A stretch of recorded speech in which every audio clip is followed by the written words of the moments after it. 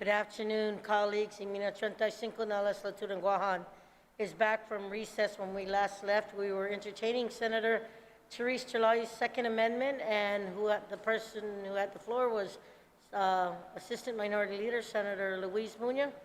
You still have the floor, ma'am.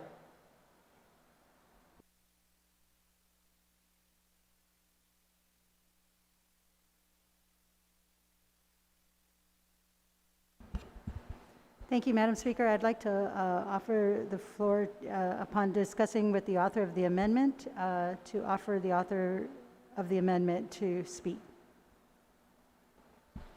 Senator Therese, I'll go ahead and yield back to you. Thank you. I appreciate that, Madam Speaker. I'd like to withdraw my amendment to page 2. Yes. On the motion to withdraw the amendment on page 2, are there any objections? Hearing or seeing none, motion carries. Senator Therese, I will is there anyone else wishing to speak on the main motion? You had the opportunity to open. Is there anyone else on the main motion? Unless you have a point of information, Senator Munoz, do you? Or because I'll go ahead. We're on the main motion, and we have the minority who would like to speak, but I will go ahead and acknowledge you if you have a point of information, ma'am. Thank you, Madam Speaker. I'm trying to figure out how to coordinate this with the withdrawal of the amendment from the last speaker. We'll take a moment's recess. Thank you.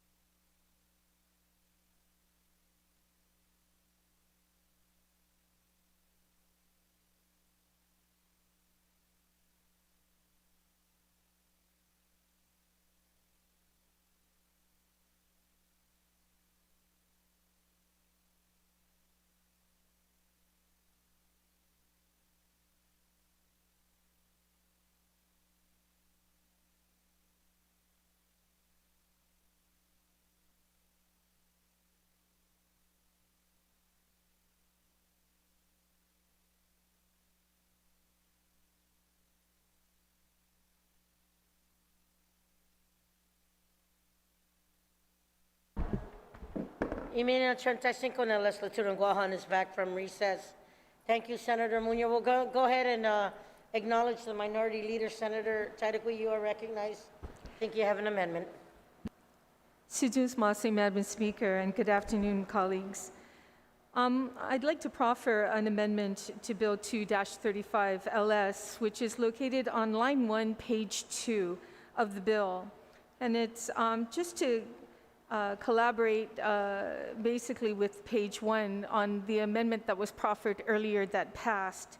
So just to stay on the same page with regards to the Department of Public Health and Social Services. So if I may, Madam Speaker, what it'll do is on line 1, you will cross out Department of Public Health and Social Services, and then underlined will come in is Guam Department of Education. So we will again strike out Department of Public Health and Social Services and replace that with Guam Department of Education. And then further down, Madam Speaker, is on line 5. It's just a correction there. It will cross out and we will put down right after vaccine/immunization, it will say, and other permitted costs. So again, that's right after vaccine/immunizations and other permitted costs is the inclusion. Then on line 6, we will cross out Department of Public Health and Social Service and incorporate Guam Department of Education. Then the last section of this amendment, Madam Speaker, is on line 10. Well, yes, line 10, crossing out again Department of Public Health Social Services, and instead incorporate and keeping, that's it. Actually, Department of Education is already there. So all we're doing at this juncture is just crossing out Department of Public Health and Social Services. And again, Madam Speaker, this is just so that it collaborates with the First Amendment that was proffered. So Senator Minority Leader, on line 11, you would extend that deletion from social services and the. Yes, yes, Madam Speaker. Right? Yes, ma'am. On that amendment, anyone wishing to speak? Senator Therese Terlai, you are recognized. Thank you, Madam Speaker. Yes, I support this amendment. It replaces the words public health with DOE. And again, this is to remove the $1 million fiscal note prediction of an impact that this bill is going to have on public health. I can't imagine that it's not going to have an impact on DOE this way either. And of course, I very much worry about that at these times when we are putting additional burdens on the schools while we are waiting for the schools to find students that are missing, that have been out of the system, to put into Wi-Fi into the villages so that, you know, online learning can be complete for every student and to give the students what they need, and so much more that we are relying on DOE to do.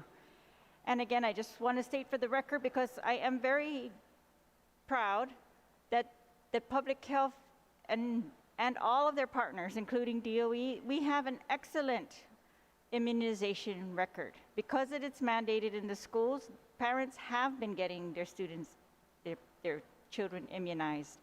And so there's really no problem that we're solving. We're allowing an additional vaccine to be administered at the school that is not currently required. And while I have no real objection to that, I just worry about the timing of it. That's really my concern. And I just wanted to state that one more time for the record, because we're again putting this mandate on DOE without actually knowing the impact. And I know that, you know, we have a provision in Title II that says we should not report out of any committee bill that is an unfunded mandate. And that's, I feel like in the middle of a pandemic, it's just a concern that we do not burden DOE or public health with $1 million, potential additional service that they have to provide at this time. Thank you, Madam Speaker. Thank you, Senator Therese. On the amendment, Senator Louise Munoz, you're recognized. Thank you, Madam Speaker. And I want to thank the author of this amendment once again to to collaborate from the first page to the second page of the bill, to give the ownership to the Department of Education that has the students that are required to have these immunizations, and the opportunity for public health to be a part of the process too, because they are a part of the Vaccines for Children program, and they do get the vaccines through that program. So, and again, just like the last speaker said, we want to commend them for their ability to collaborate with each other to get our students immunized. And I just want to remind everyone that although the pandemic is putting a strain on every agency financially, we cannot forget that it's very important, even more so during this pandemic, to get our children vaccinated. So I want to thank the author for this amendment, and I support it. Thank you, Senator Munoz. Anyone else on the main amendment? If not, Senator Teller, would you like to close? Thank you, Madam Speaker. Madam Speaker, yes, I guess I won't close, but I still like to speak on the bill. Okay. Yes. Thank you. On the amendment, are there any objections? Hearing or seeing none, motion carries. We are on the main motions. Minority Leader, I will recognize you. Jesus Mase again, Madam Speaker, for the opportunity. Madam Speaker, I rise in support of Bill 2, particularly in light of the current public health pandemic, and while our island and the rest of the nation anxiously awaits approval of a COVID vaccine. Department of Education also mentioned during their testimony that they're looking forward to doing something like this because in other jurisdictions, they have implemented the same type of programs in some of the schools. In 2008, I believe there was an MOU between Department of Education and with Public Health. As you know, as the good oversight chair of health has mentioned, that they work collaboratively together, Public Health and DOE, and try to utilize each other's resources when needed. And unfortunately, in 2008, it didn't move forward. I guess now, in today's time, there is a reason to move forward now. There is a purpose. And if this program, which again is not mandated to do, and if public health, which they are overburdened with so much things they have to do right now, Madam Speaker, that in the event they can do this and it is needed, there's that avenue that they can take and continue to work with public health to provide that in schools. Because, COVID is clearly has clearly revealed the challenges that DOE continues to experience in connecting with close to 2,000 students, and since the beginning of this year, which just started 2 months ago. Madam Speaker, Bill 2 is a step in the right direction.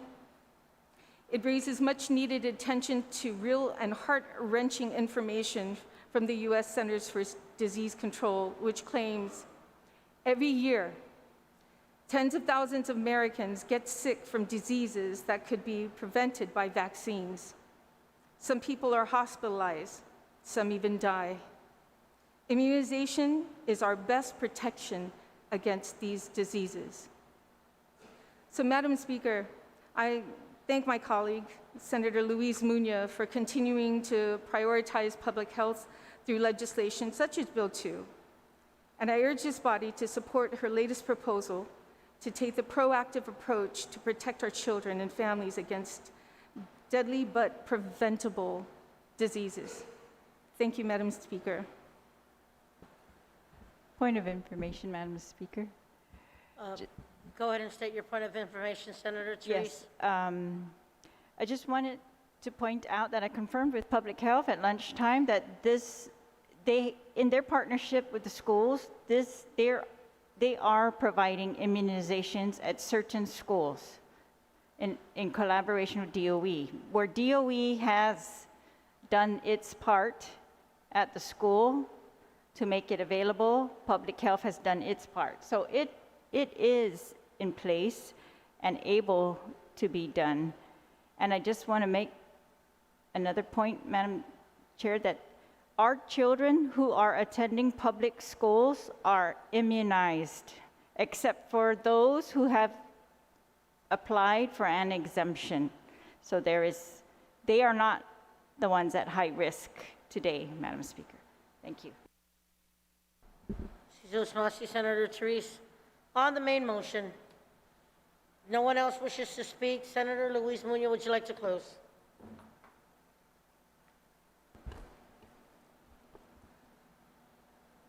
Thank you, Madam Speaker.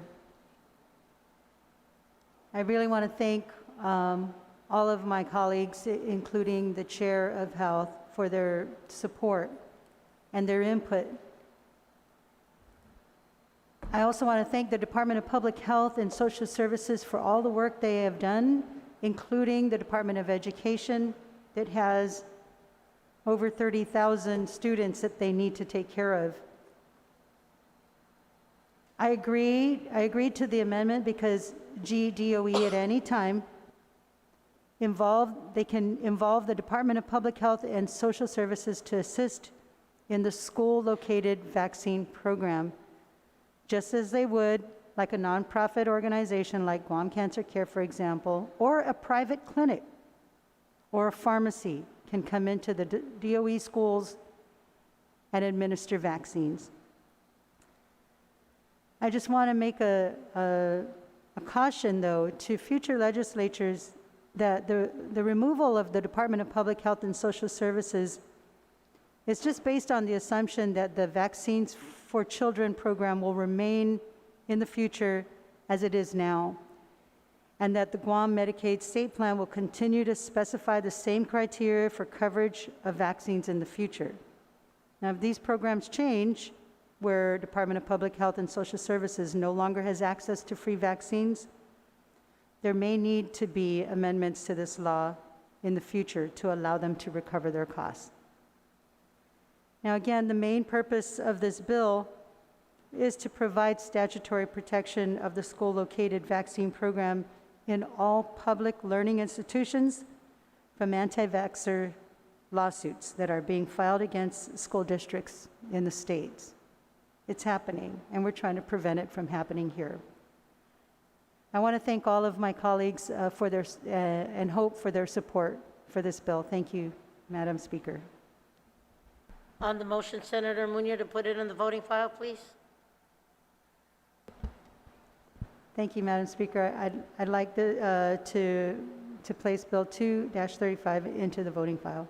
On that motion, hearing or seeing no objection, motion carries. We are now on Bill 90-35 COR. Senator Paris, you are recognized. Thank you, Madam Speaker. I move to accept Bill 90-35 COR as substituted and amended by the Committee on Environment, Revenue, and Taxation Procurement, and further substituted on the floor. And it's in the drive. Senator, one moment, please, because I have to verify with the clerk. One moment, please.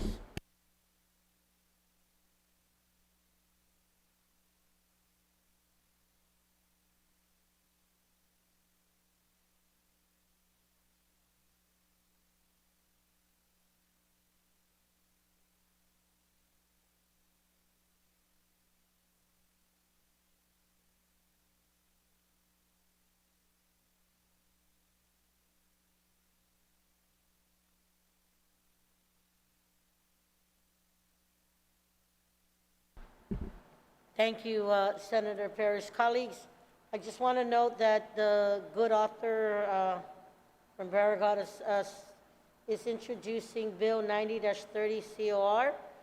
And as stated, it's the one that is as substituted and amended by the Committee of Environment, Revenue, and Taxation and Procurement, and further substituted on the floor. Do you guys have that copy? On that motion, without any objection, motion carries. Senator Parrish, you're still acknowledged. Thank you, Madam Speaker. I move to place Bill number 90-35 COR as substituted and amended by the Committee on Environment, Revenue, and Taxation Procurement, and further substituted on the floor on the third reading file. If I can read the title? Yes, please, and if you can also include your authors. Yes, I will. It's authored by myself, Sabina Flores Perez, and co-sponsored by Senator Kelly Marsh Taitino, PhD, and Senator Amanda L. Shelton. It's an act to repeal and reenact Section 5215 of Subarticle B, Article 3, and to amend Section 5030X of Subarticle C, Article 1, both of Chapter 5, Title 5, Guam Code Annotated, relative to providing for emergency procurement for the threats to the environment, increasing transparency, and otherwise improving emergency procurement.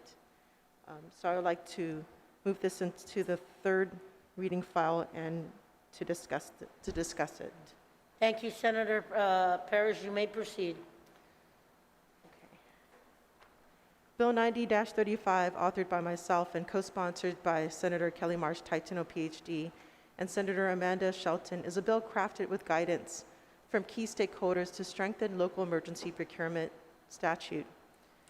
Namely, the measure provides meaningful reform by clarifying ambiguous language, increasing transparency and accountability measures, and provides for non-emergency source selection that would safely increase competition and reduce government expenditures.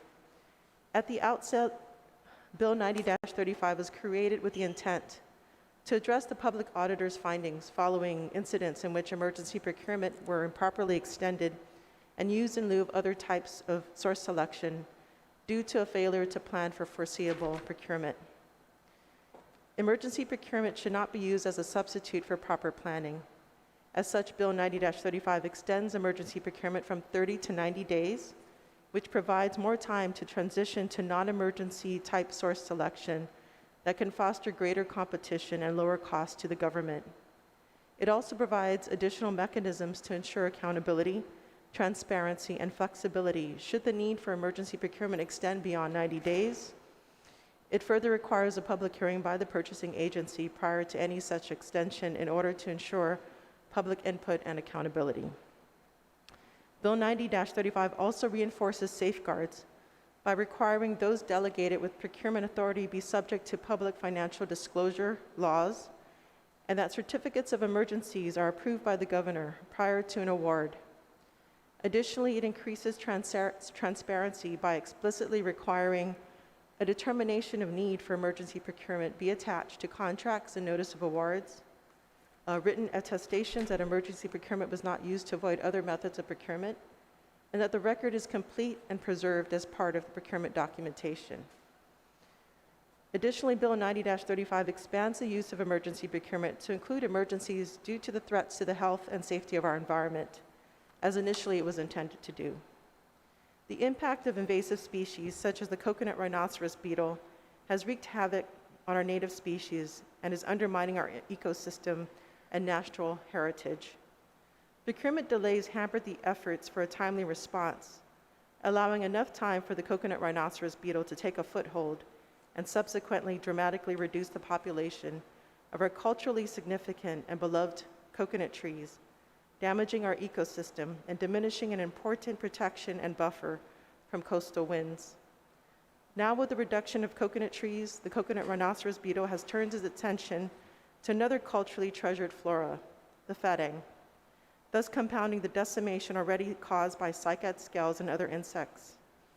Bill 90-35 increases our ability to respond promptly to threats to our environment and to hopefully prevent another coconut rhinoceros beetle type invasive species or other environmental emergencies from creating long-term effects to our ecosystem. Lastly, Bill 90-35 has evolved with the needs that have arisen due to the pandemic. Current statute does not allow for the use of emergency procurement for temporary structures. Bill 90-35 expands emergency procurement to include construction works, which is not as broad as the definition of construction in Section 5030G. By including emergency operation, repair, maintenance, and demolition of existing structures and real property improvements, as well as building or assembly of temporary structures. By including construction works, we can transform emergency procurement to respond quicker to meet our critical needs during this pandemic. I thank my colleagues for their time and support. By adopting Bill 90-35, we can strengthen emergency procurement regulations to ensure our government always meets high standards of transparency, accountability, and responsiveness. Thank you, Madam Speaker. You're very welcome, Senator Paris. On the main motion, anyone wishing to speak? If not, Senator Therese, I will acknowledge you at this time. Thank you, Madam Speaker, and I'd like to commend the author on this bill number 90-35 COR, and the substitute version that we are looking at now is actually, what I can tell, the third version that we formally considered. There was one that had a public hearing, and then a second one revised that had a public hearing, and this is the third. It's a substituted version again, but it's only getting better, Madam Speaker. This bill deals with emergency procurement, and we've seen for years that emergency procurement, while it gives flexibility to the government in times of need, it has been abused, and it has been used to procure things for years, Madam Speaker, years past the emergency or what we would think the government would need to set up a competitive procurement. And when we go through the emergency process, we sometimes trade off value for expedience in trying to be flexible. So, we allow less competition, and with less competition, sometimes we're going to end up with less value or higher prices. But seemingly that's the trade-off for, the emergency conditions and trying to get these items quicker. A lot of times these items include services such as legal services or any other services that they aren't able to get or no one bid, sometimes turns into an emergency just for their inability over a long period of time to actually get the services. But this bill, besides expanding as to what types of emergencies it can be used for, it enforces a limit on how long an emergency procurement can go on.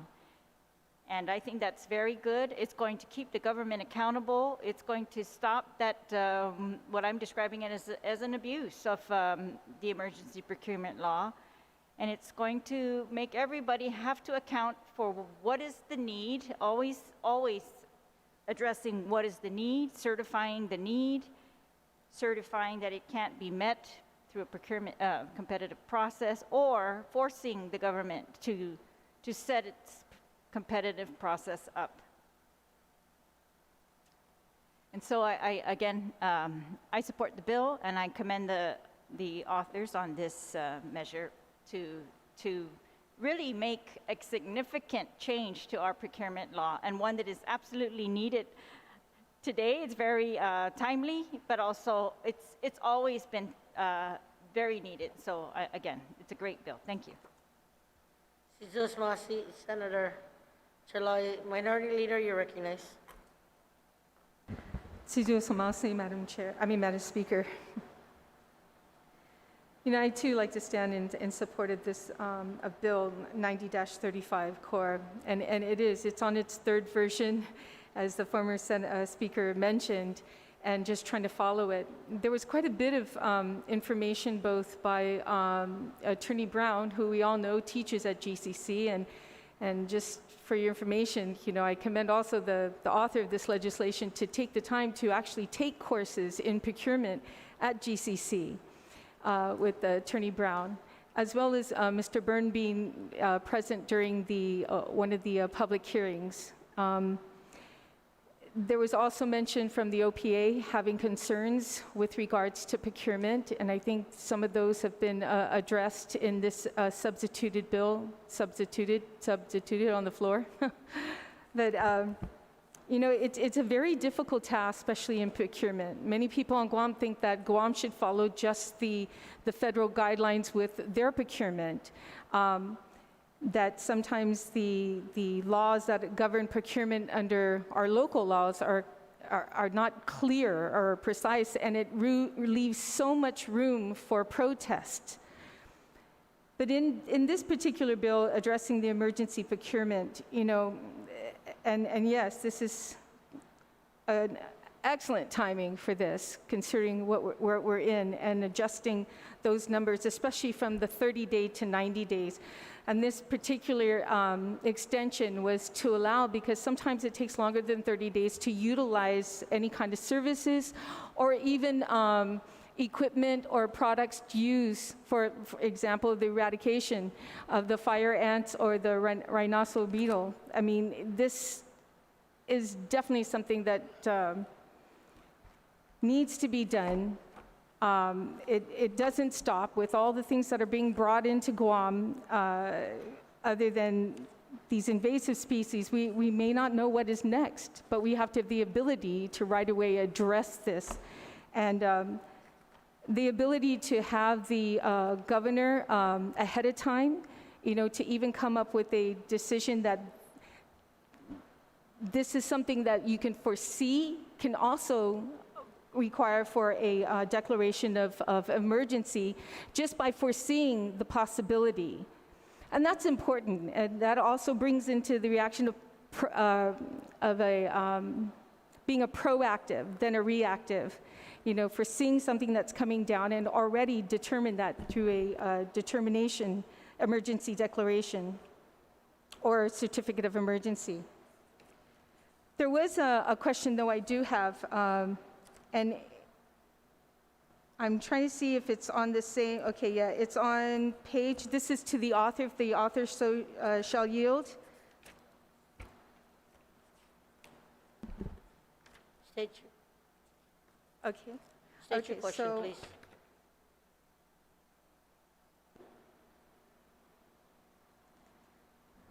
Yes, okay. So this actually, during the procurement regulations,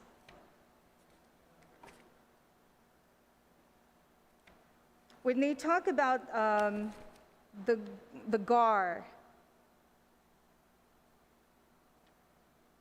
is there still any indication in this third legislation or substituted bill to speak about coinciding this law with the GAR? Senator Paris, would you like to yield? Yes, I would like, I can yield to that question. So the intent of this bill was to focus specifically on the statute. It's the policy office's responsibility is to address regulations. And I believe with Director Byrne, he is part of the policy office that was recently impaneled. And we did talk to him, and he's in he agrees that the emergency procurement should be definitely reformed. And he did provide some comments in regards to addressing GAR. The reason that I didn't include that is because it is under his responsibility to do so, and I think that's the prime reason why. I didn't want to overstep that responsibility. That was the policy office's responsibility in addressing GAR, but he's in support, according to the testimony that was given. He's in support of reforming emergency procurement to address his overuse of an extension of emergency procurement. Thank you, So- Senator Chadwick, does that suffice? Absolutely. Thank you, Madam Chair, and thank you to the author of the bill for that explanation, because it also answered another question I had with who is really the who's the procurement policy office, and it was mentioned that it's a Department of Administration that does that. So now that definitely clears up the concern that I have. And once again, Madam Speaker, I appreciate all the hard work. I know there's more legislation down that needs to be addressed when it comes to procurement, and I'm looking forward to working with the author of the bill to address some of those concerns as well. So thank you for the opportunity to speak on Bill 90-35. Thank you, Minority Leader. Anyone else on the main motion? Senator Mary Torres, you are recognized. Thank you, Madam Speaker. If the author will so yield, the question that I have is, in looking at this legislation, it contemplates an addition to adding to the scope of an emergency, declaration of emergency, to include the health and safety of the environment. And I was just wondering, in reading this, it seems to be silent on the Environmental Protection Agency and their validation of an emergency to the health and safety of the environment. So I was just wondering if it appears that many of the suggested many of the examples fall within Department of Agriculture, the example used with the rhino beetle and the CCAD. But what was the thought, though, with regard to confirmation or validation with EPA, since they are the oversight agency over the environment? It's just curious. Senator Perez, would you like to yield? So I think what this bill does, it provides opportunities for any agency with oversight of the environment, whether it's Department of Ag or Guam Environmental Protection Agency. And this has always been afforded to them under the current statute to be able to, produce a certificate of emergency. So it doesn't change that procedure at all, but by broadening the definition of what emergency can consist of, it does allow for immediate response to any kind of environmental harm. Basically, it provides an avenue for immediate response for environmental harm. So it just provides additional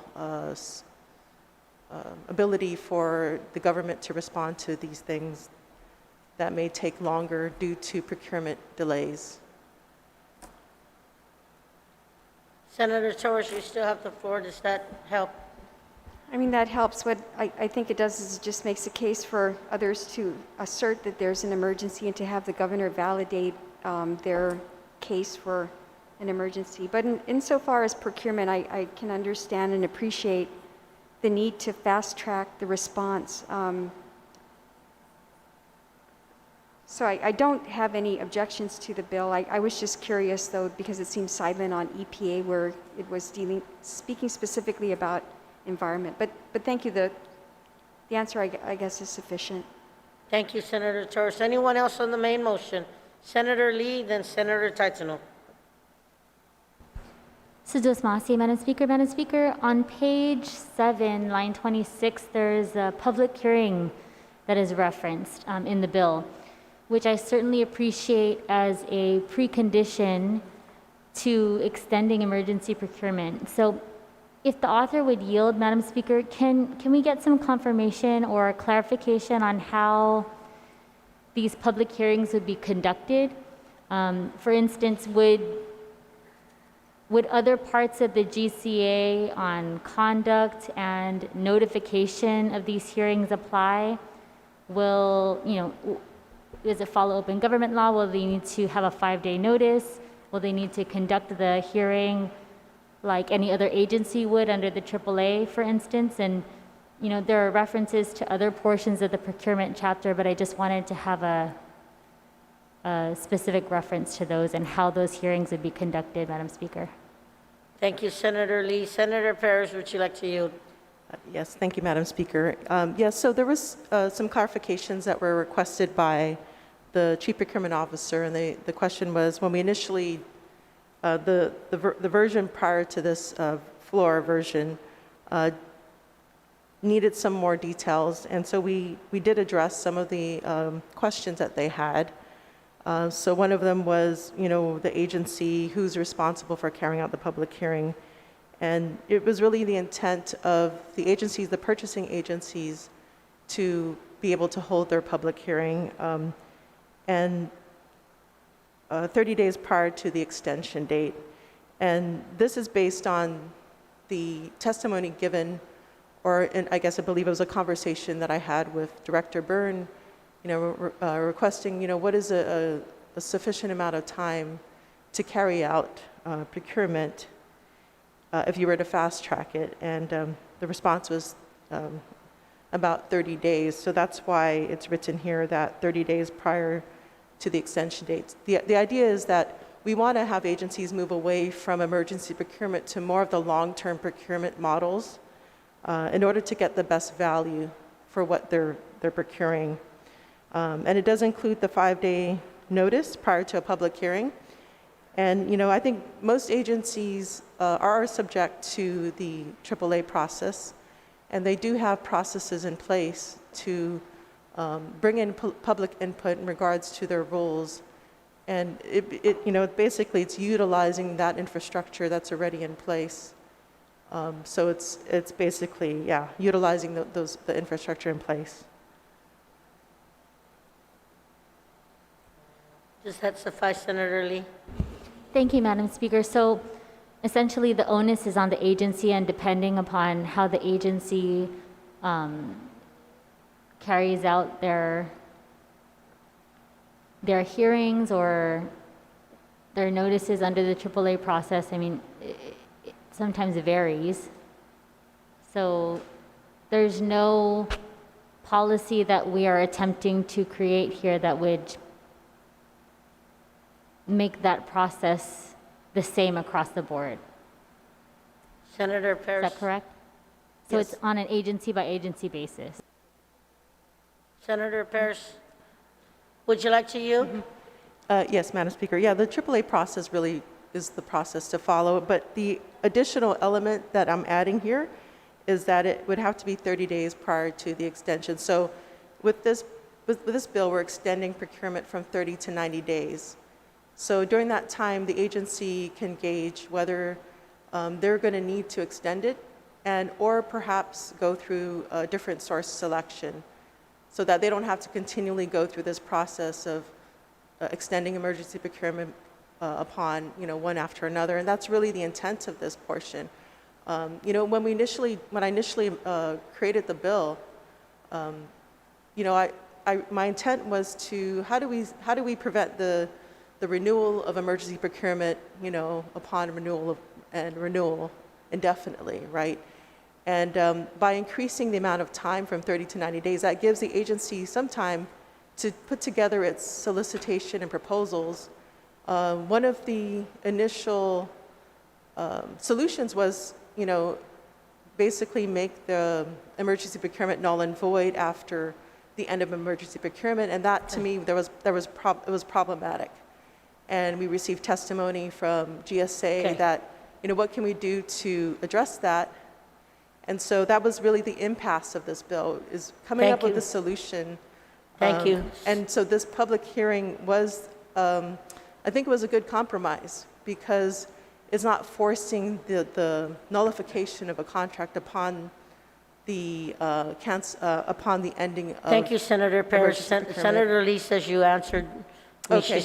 Okay. Okay, thank Senator you. Lee, you still have the floor. Yes, thank you, Madam Speaker. And I just want to reiterate, as I did initially, I appreciate the precondition to extending emergency procurement for this public hearing. I understand why we need to do it. And, we can remember all of the times when, for example, the Department of Corrections had come back on their food service contract and had to extend and extend. So I understand the need for it, absolutely. And, I don't have a problem with the 30-day notice. I just wanted to make sure that the other notification and conduct mandates are also applied. So that was just my question. Thank you. Thank you, Senator Lee. Anyone else on the main motion? Senator Taitano, you're recognized. Suzu's Masi, Madam Speaker, and I had appreciated early on, we've been working on this for quite a while, especially the author of this bill, to expand procurement and, as was mentioned by the author, to clarify. And we have heard from many others that this bill indeed is putting steps in place that are going to help make sure that these are thought out, that they are not being overly prolonged to the point of being abused, and that there are some real regulations to it. I want to make sure that it works and doesn't come up against bottlenecks or points that hold it from its intent. And so I was trying to think of just every kind of emergency that we've all been through, from typhoons to super typhoons. I've been in areas that have gone through droughts and fires, and we've been through nuclear bomb threats and things like this. So I was just trying to put on my hat to think of those many conditions and see if there were any bottlenecks. So I do have a few questions, if the author will yield. State your question, please. The first question is on page 4, line 24, where it states that the governor must approve. And so I'd like to perhaps have a little bit of flexibility there. There may be state of emergencies or situations where it may be difficult for the governor to approve. We've all been through power outages and other things that can make getting a hold of somebody difficult, or now we're going through quarantine procedures and other things that just may unintentionally delay this. So I'd like to ask the author if she foresees that this could be something that holds up. The intention here is to respond quickly to a state of emergency, and whether a little bit of flexibility here as to language, add in language like to the degree practicable or something like that might be amenable. Thank you, Senator. Senator Paris, would you like to yield? Yes, I do, Madam Speaker. I think in looking at some of the emergency procurement that was done for quarantine facilities, there was a mention of a letter contract. And so what happens there is that there is a verbal agreement followed up by written contract. So, perhaps I am open to any language that the previous speaker, if she wants to amend that portion, I'm open to some suggestions or amendments. Senator Kelly, does that help? Yes, so I am working on an amendment, and because we just got this substituted version a few minutes ago, I am working on that, but I could ask another question while that amendment is being worked on. The other question is on page, let's see, it's on line 26, I think it might be page 6, let me just double check that. But it's looking for the condition, or it has the condition that there must be 3 positive written quotations. And again, given Guam's situations where we don't always have supplies in stock, or we don't always have stores that actually supply the types of things that we might be needing, if the author sees that there might be room for a little bit of flexibility here, that again, to the degree in good faith effort that is practicable, something like that, to achieve those 3 written quotations. Senator Paris, would you like to yield? Yes, thank you, Madam Speaker. Yeah, this is something that I thought about, whether to go back to the language of request for quotations. And I think, I wanted to keep this language in there because I think there are ways to get a quotation, although they may not be on island. It's still, I think it holds a higher standard because a negative quotation is considered part of a request, part of the responses. And, I think that, the agency must make every effort to get a quotation that's a positive one. And I don't, in my thinking, I think that it can be achieved, even if they may not be on island, but at least they got a quotation. But, obviously, we're talking about delivery time and best value. And so the law, a current procurement law does provide that option to weigh those trade-offs. So, yeah, I would, suggest keeping that language in there. Senator Kelly? Yeah, Seduce Masi for that answer. I would like to try to come up with some language for that. I do agree that we might be able to get price quotes from off island, but again, I mean, if we're in a true emergency, and I just worry that we don't even know what the emergencies ahead of us might be, and I absolutely want accountability, I absolutely want transparency, but I also don't want us to, I'm trying to think of a better term, but shoot ourselves in the foot as well. So I can work on that, and then the body can decide if they think it's prudent in one way or the other. I know that it will at least have been deliberated and will have heard whether 3 positive quotes is achievable and everybody agrees, or a significant number of us agree, and whether there's the thought for some flexibility. The last question that I have is on page 8, line 10.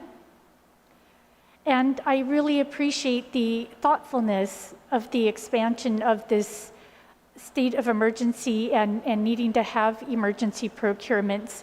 Consider the environment. The environment is such a part of who we are. It's a part of our economy. It's a part of our health and well-being.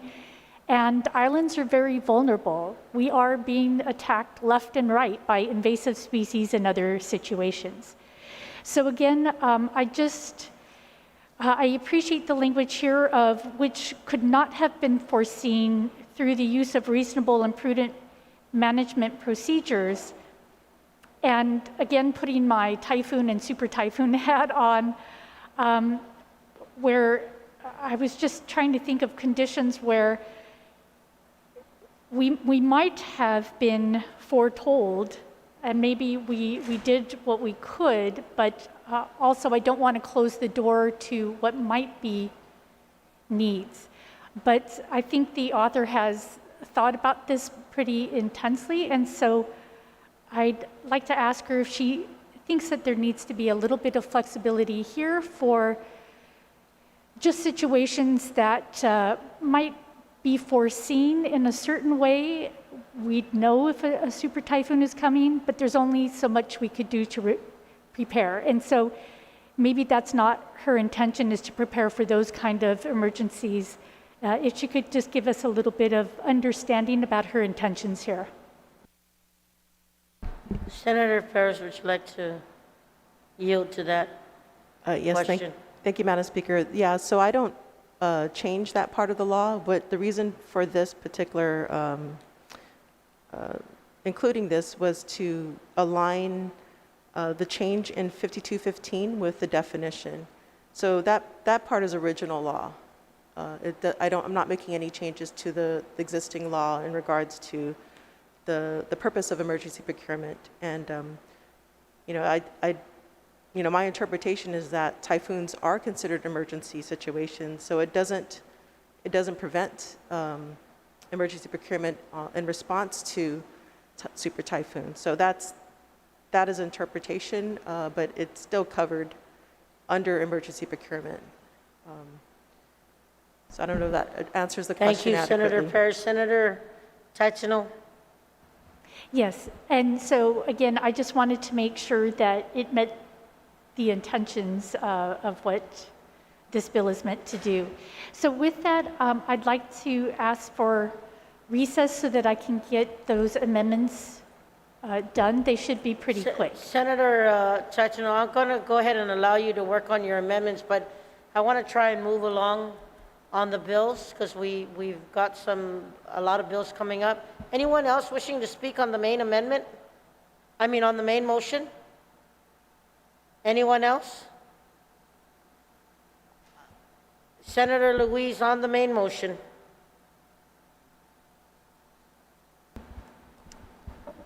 Thank you, Madam Speaker. I just thought of a question and thought maybe I could pass it to the author if she would so yield. Please state your question. Thank you. Thank you. First of all, I want to thank her and the author and commend her for all of the work that she's put into Bill 90. You could tell she's put in a lot of work in there, and even through the opportunity to make changes as needed, as she saw those changes that needed to happen. Now, the question that I have, though, so the feds have their own procurement guidelines, when it comes to federal funds. Does the governor follow these guidelines or federal guidelines for federally funded emergency procurement? I'm just wondering. Thank you, Senator. Senator Perez, would you like to yield? Yes. Perhaps if I can just, that was a question in my mind too, as you know. But this specifically is about reforming our local laws. So, yeah, I know there was a question about whether federal law or local law applies, and but really my focus is just addressing what the local law states. Okay, so it not necessarily pertains to, I just want to clarify, then it doesn't really pertain to federal funds restrictions or guidelines, correct? Yes, that's correct. I don't address federal law here. Okay, thank you. Thank you, Madam Speaker. I have no further questions. I rise in support of this bill. Thank you, Senator Munoz. Anyone else wishing to speak on the main motion? If not, I'm going to take a moment's recess.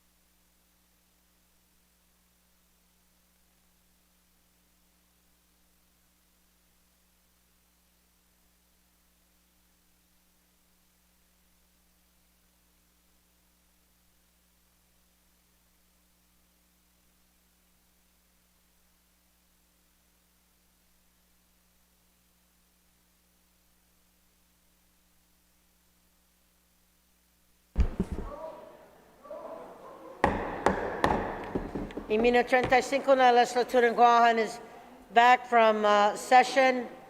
We're now entertaining Senator Marsh Taichino was the last one. She said she had an amendment. Senator Taichino, on your amendment? Yes, so I was asked if I was ready to start my bill while the amendments are being worked on, but the amendments are on their way, and so they should be arriving any minute. Anyone else on the main motion?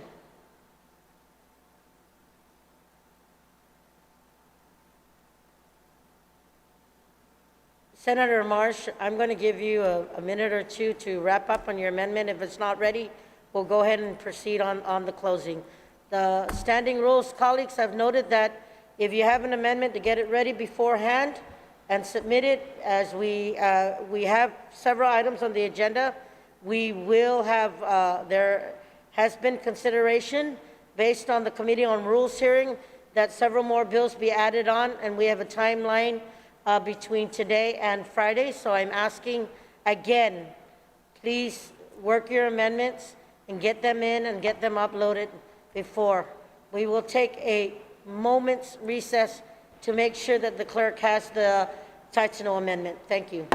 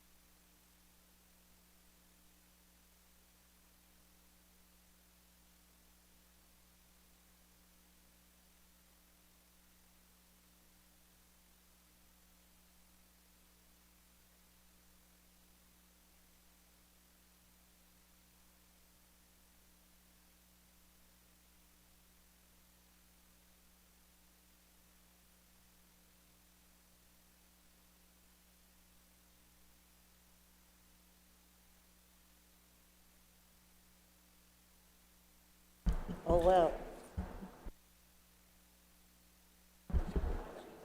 Page 4. Imina 35 na legislatura Guahan is back from recess. Senator March Taichno, I will recognize you on your First Amendment. So the First Amendment is on line 24, page 4. To amend the bill to read, any contract awarded under a certificate of emergency pursuant to subsection B2 of this section shall be null and void unless and until the governor, or if not available, the lieutenant governor, approves such certificate of emergency in writing. So as I mentioned, since we are talking about state of emergencies, to just provide at least a little flexibility. We want the accountability, we want the transparency, but we just don't know what state of emergency we might have before us.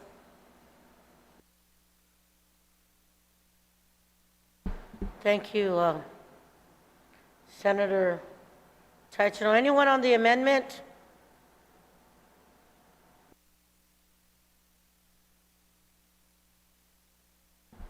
On the amendment, Senator Harris, would you like to speak on the amendment? Just a point of inquiry. So I think, with the order of, should the governor not be available, isn't there like a process where there's an acting governor? And so I'm just wondering if this language is needed in regards to a certificate of emergency. Just a point of inquiry, I guess. Would you like to yield, Senator Taichno, to that question? Hungen.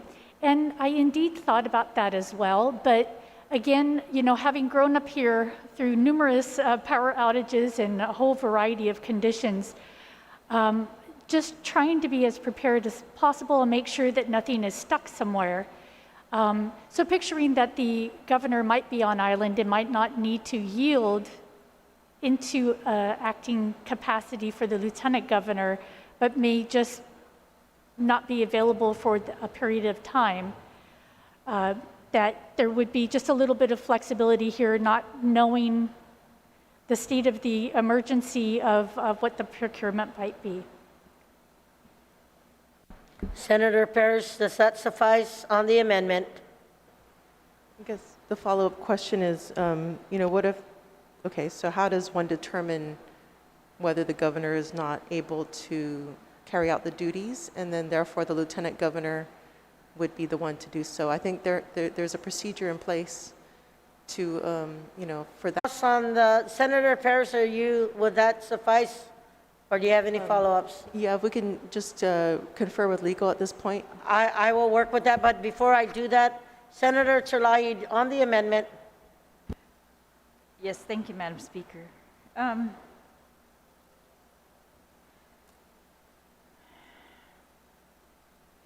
So the bill as currently written requires that a certificate of emergency for an emergency procurement, must be approved by the governor in writing. I know at first it sounded cumbersome. Right now, agencies, departments, they're able to just certify on their own that, or GSA certifies that there is an emergency need that they have.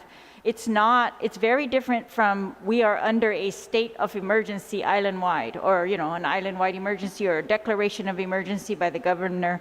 It's a specific need that we have and that we need to procure by emergency basis. Too often we've seen that we are in an emergency because of failure to do something in advance. And that's the part I like about this bill, that we're trying to push the government of Guam to plan in advance and to especially plan for procurement in advance so that we can get best value.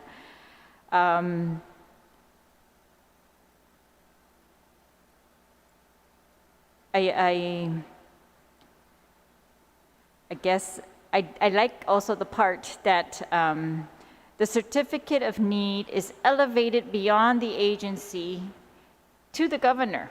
And because at first, although I thought it sounded cumbersome as well, I like it because maybe for the first time, we're going to get governors to be really getting a very good picture of what the agencies are doing and whether they are doing their jobs, whether they are really on the ball, you know, what they're supposed to be doing, or whether they are resorting to, you know, last minute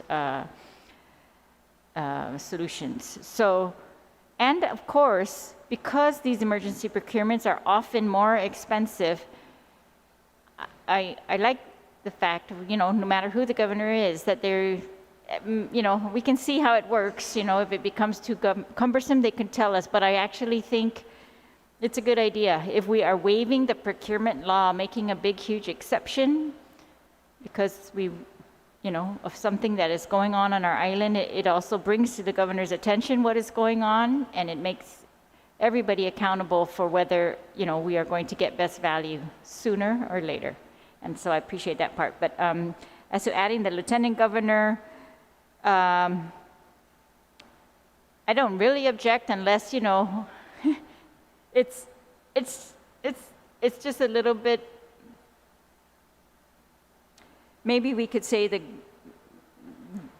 governor or her designee, I don't know, because I'm just thinking back, and I remember there were governors, fortunately we don't have this today, but there were governors and lieutenant governors that just didn't get along at certain points, and I don't want there to be any, you know, it just says or, if not available, and that's just subject to interpretation. So that's the part I'm not that comfortable with, but thank you.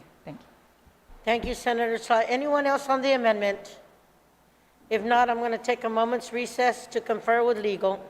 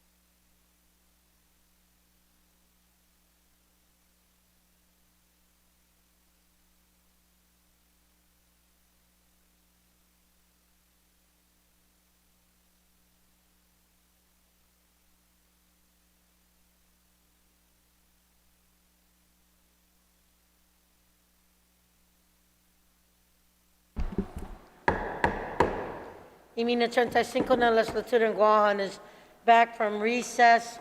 Senator March Titano, on your amendment, please. Assiduous Masi, Madam Speaker. And so after extensive discussion with legal, just trying to figure out a way to tackle this so that the intention was meant to provide a little flexibility since we don't know what the landscape is like. But we just couldn't get to a point that felt like it achieved the balance between trying to provide at least a very small window of flexibility while keeping everything accountable and transparent and within the governor's authority. So I will withdraw that amendment, but I do have my, Okay, Senator, hold on a second. Yeah. On the motion to withdraw, any objections? Seeing or hearing none, motion carries. Senator Titano, you still have the floor. Assiduous Masi, Madam Speaker. So the second amendment, we did get this done with legal as well, and it is S890 KMT P6L26, and it has the 1 in parentheses at the very end.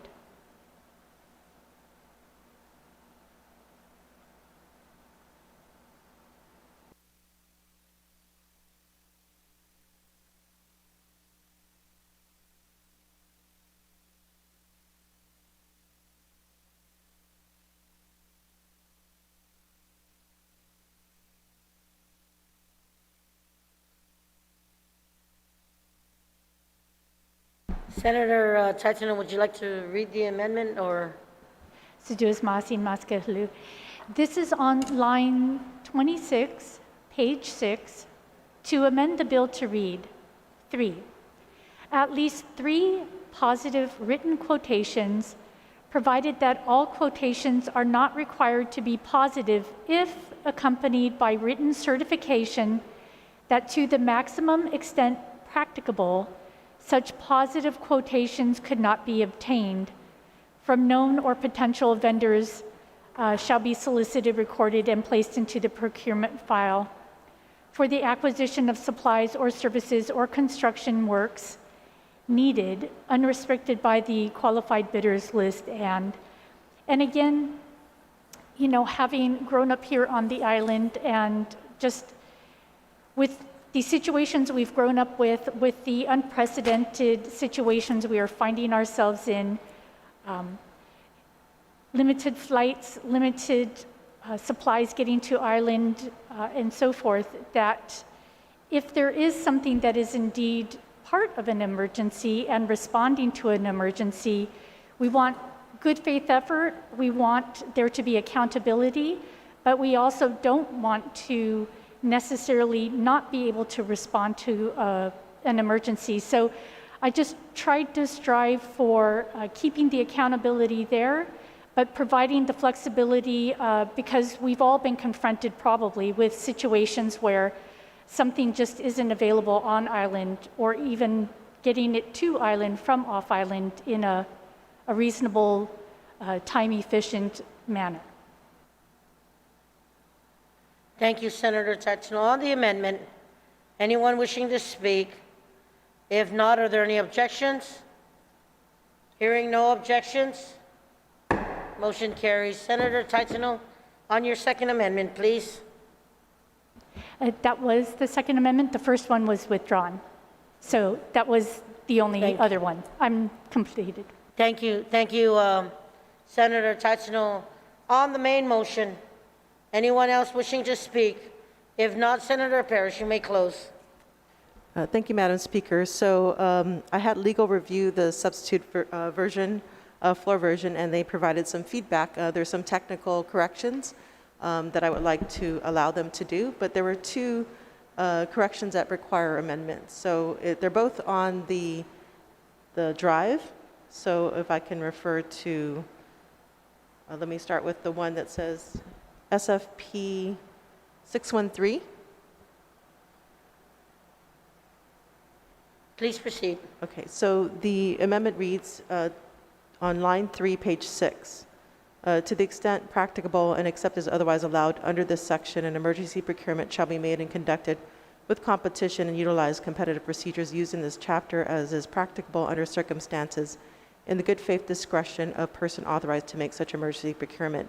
So the recommendation was to omit or delete or adapt because it was unclear as to what that means. So I agree with that suggestion, is to just remove the words or adapt.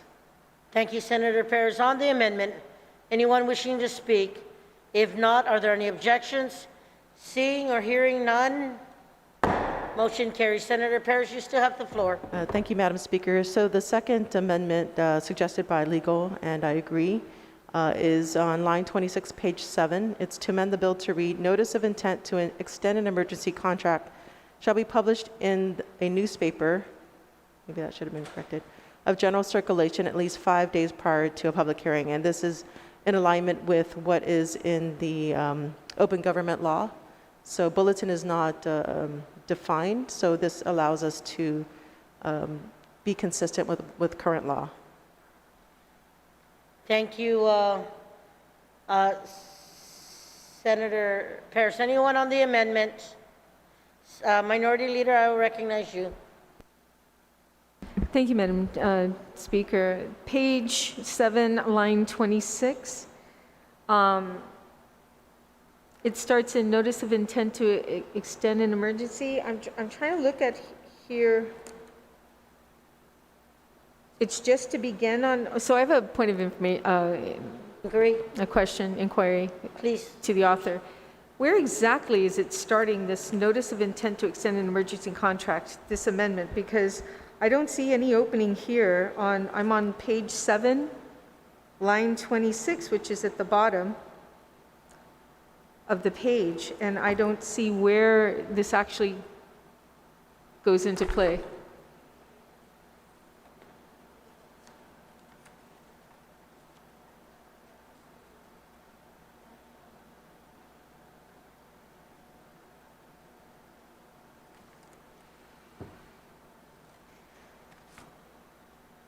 Senator Perez, would you like to yield? Yes, I will. So yes, I think, so in looking at this, it should have been the last page. I need to figure out what line. Just, I think we might have different, there might have been different, what is it? Programs that might change. Page 8, line 1.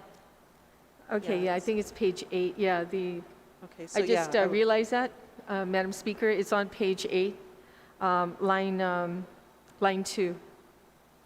I think it depends on what kind of program you're running. But yeah, if that Senator could Perez, be, would you just like to correct that? yes, On the if that motion, could be please. corrected, so I'd like to make the motion to correct the line and page number to be consistent with what's in the bill. I think it depends on what program you're running. It might change the line number and page number even. Okay, thank you, Madam Speaker. That answers my So- questions. Thank you. So I apologize, Senator Perez. The clerk was just a notice sharing with me, because the paragraph does start on page 7 at line 27 at the bottom. Notice of the intent to extend is where you want it to add. So if you're deleting the word bulletin, that would be on page 8. Line 1. Okay? Yes, I would like to make the motion to correct the line and page number to be consistent with the Yes. placement in the bill. So on that motion, without any objection, motion carries. And then on the amendment, as corrected, it is to delete the word bulletin. Senator Minority Leader, you still had the floor. On the amendment, are there any objections? Hearing no objections, seeing none, motion carries. Senator Perez on the closing.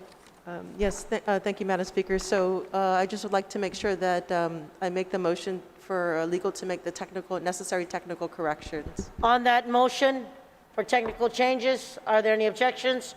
Hearing none, motion carries. Senator Perez on the closing. Yes, thank you, Madam Speaker. And I do appreciate the input from my colleagues and support. Yes, this has definitely been a journey in an evolving process in how to reform emergency procurement. And even in the final product, there was definitely some more needs for adjustments, and I do appreciate the input. And I think it just goes to show that, you know, our work is never done when it comes to reform.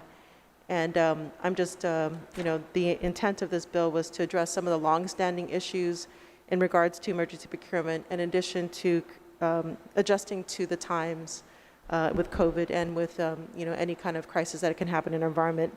So I just want to thank my colleagues in advance for their support. Sitzuis Masi. Senator Paris, on the motion to put in the voting file, please. Thank you, Madam Speaker. I make the motion to place Bill 90-35 on the third reading file for voting. On that motion, without any objections, motion carries. I'm going to acknowledge Senator Therese Terlahi right now, please. Thank you very much, Madam Speaker. I would like to make a motion, notwithstanding the rules, that we move to the voting file to vote on the nominees right now, Madam Speaker, so that they could be able to serve on the boards as necessary.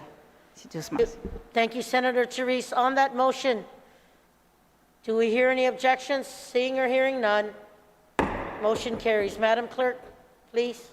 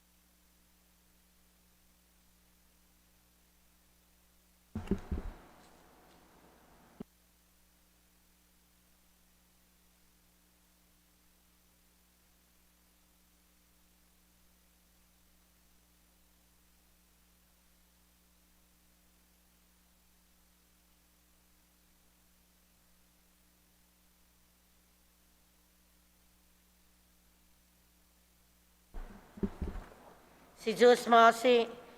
Colleagues, we are now in the consideration of the daily file for the appointments.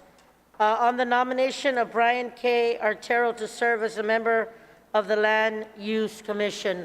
All those in favor, please signify by raising your hand. Brian A. Artero received unanimous consent. Motion passes. On the nomination of Gurvinder Vic S. Sapti to serve as a member of the AB Wanpat International Airport Authority Board of Directors, all those in favor, please signify by raising your hand.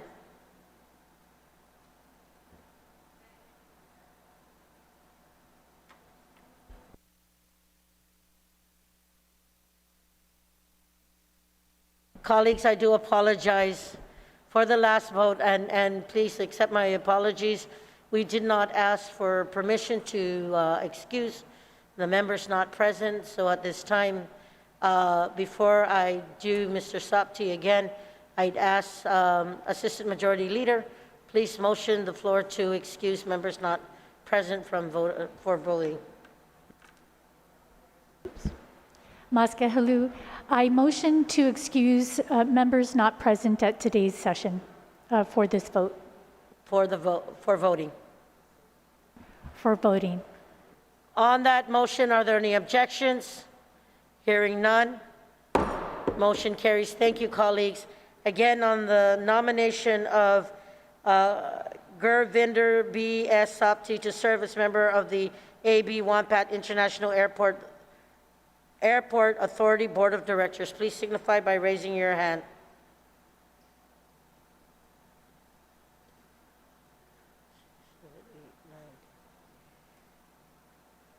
Gurvinder Big S. Sapti received majority support and is duly confirmed by this body. On the nomination of Liana Lynn L. Bora to serve as member of the Guidance Counselor Representative of the Guam Commission of Educator Certification. All those in favor, please raise your hand. Please raise your hand.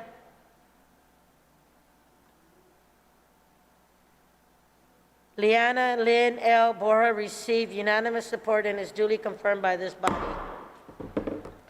On the nomination of Maria G. Cruz to serve as a member of the Guam Ancestral Lands Commission, all those in favor, please raise your hand. Maria G. Cruz received unanimous support, I apologize, majority support, and is duly confirmed by this body. On the nomination of Leilani R. Flores to serve as a member of the Guam Land Use Commission, all those in favor, please raise your hand. Leilani R. Flores received majority support and is duly confirmed by this body. On the nomination of Philip J. Flores to serve as a member of the Public Member Representative of the Guam Board of Medical Examiners, all those in favor, please raise your hand. Philip J. Flores received majority support and is duly confirmed by this body. On the nomination of Stephen R. Hollister to serve as a member of the Guam Environmental Protection Agency Board of Directors, all those in favor, please raise your hand. Stephen R. Hollister received majority support and is duly confirmed by this body. On the nomination of David T. Lotz to serve as a member, planning representative of the Guam Historic Preservation Review Board, all those in favor, please raise your hand.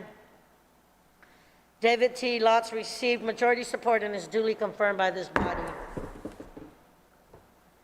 On the nomination of Rainey A. Lanetta to serve as a member of the Alcoholic Beverage Control Board, all those in favor, please raise your hand.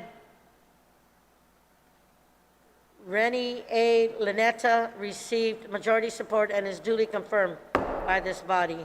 On the nomination of Candy C. Okuhama to serve as a member of the Alcoholic Beverage Control Board, all those in favor, please raise your hands.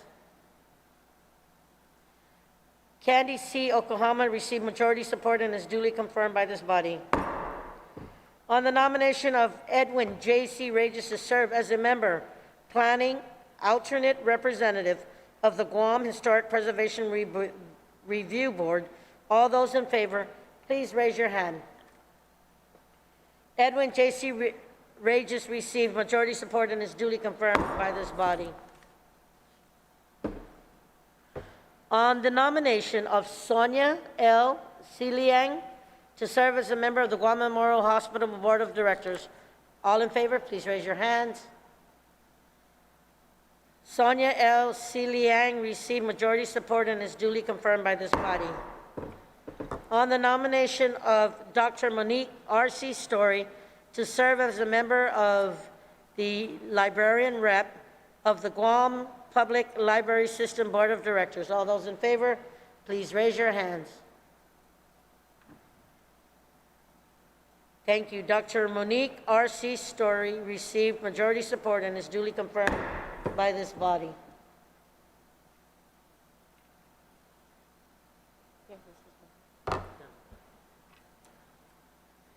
On the nomination of Ronald F. Eclavea to serve as a member of the Guam Ancestral Lands Commission, all in favor, please raise your hand. Ronald F. Eclavea received majority support and is duly confirmed by this body.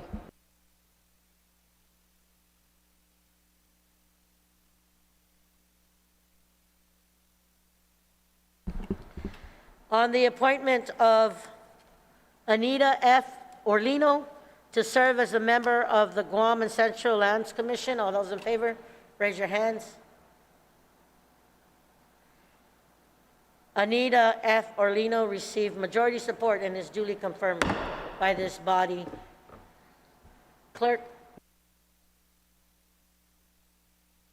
Colleagues, we have exhausted all the appointments on the agenda today. For the record, Govinda Vic Sapti was confirmed.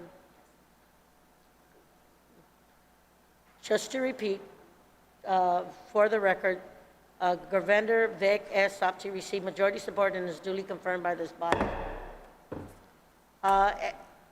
It is about 10 minutes to 5. We will go ahead and recess till 10 o'clock tomorrow morning. Have a good evening and please be safe. We are in recess.